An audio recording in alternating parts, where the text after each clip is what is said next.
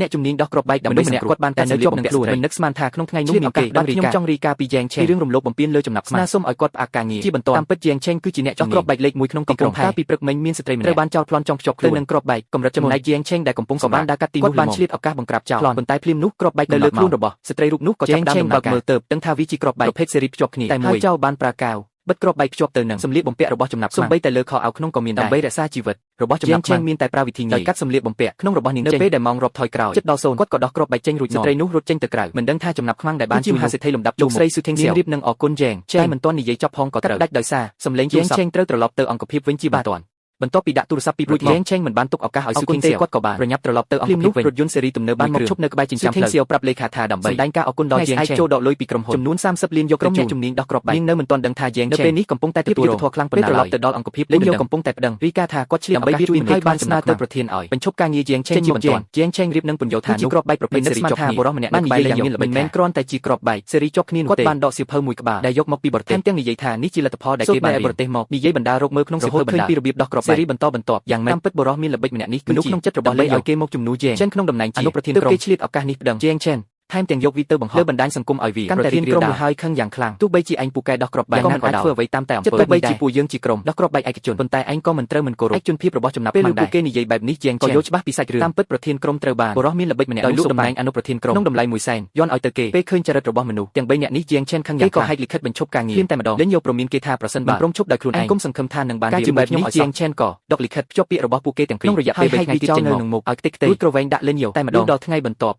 ពេលយ៉ែងឆេងមកដល់ក្រុមហ៊ុនក៏ឃើញលិខិតបញ្ឈប់ការងារនៅលើតូឲ្យប្រធានក្រុមថែមទាំងគ្រប់គ្នាថាអនុប្រធានក្រុមការងារដោយសារធ្វើខុសវិន័យហើយអនុប្រធានក្រុមថ្មីគឺបរិះម្នាក់នេះដែលទើបតែមកពីទេបរិះមានល្បិចម្នាក់នេះគេធ្លាប់សិក្សាស្រាវជ្រាវពីរបៀបដោះគ្រាប់បែកគ្រប់ប្រភេទនៅឯបរទេសសមាជិកក្នុងក្រុមមិនពេញចិត្តនឹងការសម្ដែងថាមូលហេតុដែលក្រុមយើងអាចដោះគ្រាប់បែកបានជោគជ័យដោយសារគុណសម្បត្តិរបស់យ៉ែងឆេងអ្នករាល់គ្នាសុទ្ធតែអនុប្រធានយ៉ែងដឹកនាំអនុប្រធានយ៉ែងតើឲ្យពួកយើងបំពេញភារកិច្ចពិបាកទាំងនោះបានយ៉ាងម៉េចបិទមកទៅប្រធានក្រុមប្រាប់ឲ្យគ្រប់គ្នាកុំបារម្ភអីចំណេះដឹងខាងដោះគ្រាប់បែករបស់អនុប្រធានថ្មីម្នាក់នេះឆេងឆ្ងាយណាស់គ្រាន់តែគាត់និយាយចប់ភ្លាមសម្លេងសញ្ញាអាសន្នរបស់ក្រុមថារោងចក្រនៅជីក្រុងត្រូវបានគេរកឃើញគ្រាប់បែកហើយកំពុងស្នើសុំឲ្យក្រុមយើងធ្វើការដោះគ្រាប់បែកក្រុមមូថាឱកាសមកដល់ហើយក៏ប្រញាប់ចាត់បរិះពូកែវបែកក៏អ្នកគ្រប់គ្នាទៅទីអាចសាកល្បងសមត្ថភាពរបស់ឲ្យអ្នករាល់គ្នាអស់ចិត្តទោះជាយ៉ាងណាក៏ដោយបន្ទាប់ពីគ្រប់គ្នាថាជាគ្រាប់បែកប្រភេទថ្មីបរិះពូកែវបែកក៏ប្រាប់អ្នករាល់កុំឲ្យស្លន់សៀវភៅរបស់ខ្ញុំមានវិធីដោះវាគេបានដើរទៅក្បែរគ្រាប់បែកបន្ទាប់ពីចំណាយពេល2នាទីក្នុងការបាត់មើលក៏បានរកឃើញអំពីវិធីដោះគ្រាប់បែកនេះ